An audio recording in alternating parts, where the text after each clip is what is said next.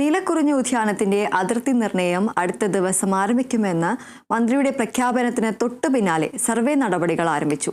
Devikulam sub collector Jayakrishnan IASന്റെ നേതൃത്വത്തിലാണ് നീലക്കുറിഞ്ഞി ഉദ്യാന അതിർത്തി നിർണയം നടപടികൾ പൂർത്തിയാകുന്നത്.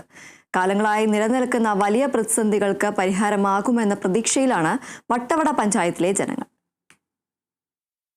കഴിഞ്ഞ 18-ാം തീയതിയാണ് സംസ്ഥാന റവന്യൂ വകുപ്പ് മന്ത്രി കെ രാജൻ ദേവികുളത്ത് നേരിട്ടെത്തി നീലക്കുറിഞ്ഞി അതിർത്തി നിർണയവുമായി ബന്ധപ്പെട്ട് പ്രത്യേക യോഗം ചേർന്നത്.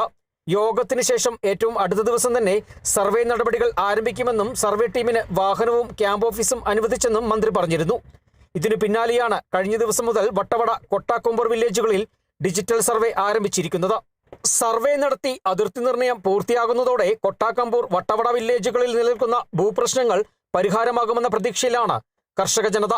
2006 ഒക്ടോബർ 7-നാണ് വട്ടവട പഞ്ചായത്തിലെ കൊട്ടാക്കമ്പൂർ വട്ടവട വില്ലേജുകളിലായുള്ള 3200 ഹെക്ടർ സ്ഥലം നീലക്കുറിഞ്ഞി ഉദ്യാനമായി പ്രഖ്യാപിച്ചത്. നീലക്കുറിഞ്ഞി സംരക്ഷണം ഉറപ്പാക്കുന്നതോടൊപ്പം കർഷക ജനതയുടെ ഭൂമിയും കർഷകന് പൂർണ്ണ അവകാശം നൽകുകയെന്ന ലക്ഷ്യത്തോടെയാണ് നിലവിൽ സർവേ നടത്തി അതിർത്തി നിർണയം പൂർത്തീകരിക്കുന്നതിലേക്ക് സർക്കാരിനെ നയിച്ചത്. Kerala vision news, Idukki.